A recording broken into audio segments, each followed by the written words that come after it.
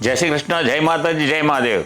તો મિત્રો, ટૂંક જ સમયમાં સર્વપિતૃ અમાસ આવી રહી છે અને એ વખતે સૂર્યગ્રહણ પણ છે અને સૂર્યગ્રહણમાં આપણે શું કરવું જોઈએ અને કદાચ આ શ્રાદ્ધ પક્ષ ચાલે છે અને આપણે કોઈ શ્રાદ્ધ ભૂલી ગયા કે ન થયું હોય તો એનું પ્રાયશ્ચિત કરવું કઈ રીતે કરવું એ પણ હું આપને સમજાવવાનો છું।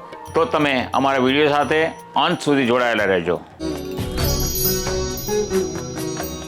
તો ચાલો મિત્રો, હવે આપણે સર્વપિતૃ અમાસ એ વિશે જાણી લઈએ। સર્વપિતૃ અમાસ એ તારીખ 21/9/2025ના રોજ છે અને રવિવાર છે। સર્વપિતૃ અમાસ આવે એ દિવસ શું કરવાનું હોય છે એ આપને જણાવી દઉં કે સર્વપિતૃ અમાસ કે દાખલા તરીકે આપણે કંઈ પણ આ શ્રાદ્ધ પક્ષ ચાલે છે એમાં કંઈ આપણે ભૂલી ગયા તો એ શ્રાદ્ધનું પ્રાયશ્ચિત કરવા માટે આ સર્વપિતૃ અમાસ છે। અને આ દિવસે આપણે ખાસ કરીને તર્પણ પિંડદાન કરવાનું હોય છે અને દાન કરવાનું હોય છે। સર્વપિતૃ અમાસમાં આપણે શું કરવાનું હોય છે એ આપને જણાવી દઉં। સવારે વહેલા ઉઠી નાહી ધોઈ સ્વચ્છ મન અને સ્વચ્છ આત્માથી હાથમાં ગંગાજળ લેવાનું અને આખા ઘરમાં ગંગાજળ છાંટી દેવાનું અને ઉંબરા ઉપર પણ છાંટી દેવાનું। આમ કર્યા પછી આપણે શું કરવાનું હોય છે? આમ કર્યા પછી આપણે આપણા પિતૃનો ફોટો હોય એને ફર્સ્ટ ક્લાસ નવાઈ સાફ કરી અને ચંદનનો ચાંદલો કરવાનો અને આપણી પાસે હાર સુખડનો હોય તો સુખડનો ચડાવવાનો અથવા તો બીજા ફૂલનો હોય તો ફૂલનો હાર ચડાવવાનો હોય છે અને પગે લાગવાનો હોય છે।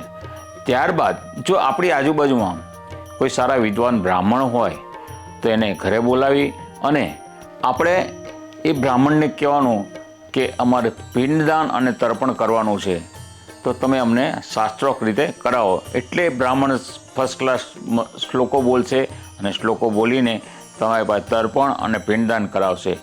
અને આ પતાવ્યા પછી આપણે શું કરવાનું છે? આ પતાવ્યા પછી જો આજુબાજુ બીજા બ્રાહ્મણ રહેતા હોય તો એ સર્વેને આમંત્રણ આપવાનું અને આપણા ઘરમાં બેસાડી અને શાંતિથી જમાડવાનો અને જમાડ્યા પછી અને એમને ભૂષી દક્ષિણા કહેવાય છે। જમાડ્યા પછી જે આપણે દક્ષિણા આપે એને ભૂષી દક્ષિણા કહેવાય। આ આપવાથી બ્રાહ્મણ ખૂબ જ રાજી થાય છે। બ્રાહ્મણ રાજી થાય છે અને સાથે સાથે પિતૃ પણ આપણા રાજી થાય છે। તો આ વસ્તુ અવશ્ય કરવાની।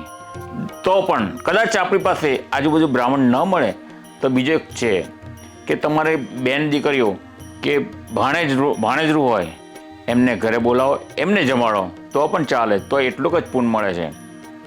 અને કદાચ એ પણ ના મળે તો આપણે રસ્તે જતા કોઈ ભિક્ષુક હોય, કોઈ ગાય હોય કે કોઈ શ્વાન હોય એને આપણી યથાશક્તિ જમાડવાનું। આમ કરવાથી પણ પિતૃ ઘણા ખુશ થાય છે। બીજું કે આ દિવસે સૂર્યગ્રહણ પણ છે, એ પણ ધ્યાન રાખવાનું છે। પણ અમાસને દિવસે ખાસ કરીને આપણે એક વસ્તુ ભૂલી જઈએ છીએ કે પીપળે પાણી રેડવા જવું જોઈએ। તો આ દિવસે મિત્રો આપણે પીપળે જવાનું છે। પીપળાના ઝાડની ફરતી 7 પ્રદક્ષિણા કરવાની હોય છે અને 7 પ્રદક્ષિણા ફરતી વખતે આપણે ઓમ નમો ભગવતે વાસુદેવાયના જપ કરવા જોઈએ અને ત્યાં આગળ સરસવના તેલનો દીવો કરવો જોઈએ। સરસવના તેલના દીવાથી વિષ્ણુ ભગવાન ખુશ થાય છે અને એમના પત્ની લક્ષ્મીજી પણ ખૂબ જ ખુશ થાય છે અને જે મોક્ષના દાતા છે એટલે વિષ્ણુ ભગવાન ખુશ થાય।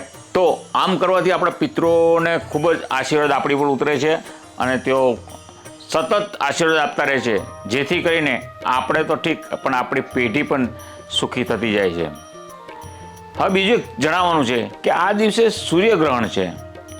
સૂર્યગ્રહણ છે પણ એક વસ્તુ છે કે સૂર્યગ્રહણમાં આપણે કંઈ વસ્તુ અસર થતી નથી, કારણ કે એ સૂર્યગ્રહણ આપણા ભારત દેશમાં દેખાવાનું નથી, એટલે આપણે નથી વેદ આવતો કે કોઈ જાતની કોઈ અસર થતી નથી। એટલે આ દિવસે આપણે બને એટલા વિષ્ણુ ભગવાનના જેટલા જપ કરીએ એટલા ઓછા છે, કારણ કે વિષ્ણુ ભગવાન મોક્ષના દાતા છે।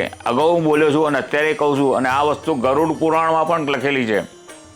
એટલે આપણા પિતૃઓને શાંતિ મળે એ પ્રમાણે આપણે કરવાનું હોય છે। હવે બીજું અત્યારની જનરેશનને કહી દઉં છું કે તમે તમારા મા બાપ હયાત હોય તો તમારે રોજની 10-15 મિનિટ મા બાપ પાસે બેસી શાંતિથી એની પાસે વાતચીત કરવાની અને એમને હરવા ફરવા લઈ જવા, તીર્થયાત્રા કરાવી, આ બધું તમે કરાવશો તો જાગતા જ તમારા મા બાપને તમે રાખશો અને તમને જીવતા જ આશીર્વાદ આપશે, જેથી તમારો દિન પ્રતિદિન પ્રગતિ જ થતી રહેશે. આ હું સર્વપિતૃ અમાસ વિશે બોલ્યો છું. જો આપને આ પસંદ પડ્યું હોય તો આ વિડીયો તમે લાઈક કરજો, સબસ્ક્રાઈબ કરજો અને તમારા અડોશી પડોશી અને મિત્ર સર્કલમાં ખાસ મોકલજો, જેથી કરીને એ લોકોને પણ સર્વપિતૃ અમાસની માહિતી મળી રહે. તો આજે સૌને જય શ્રી કૃષ્ણ. ફરી પાછા આવા નવા વિડીયો લઈને આવીશું. તો સૌને જય શ્રી કૃષ્ણ.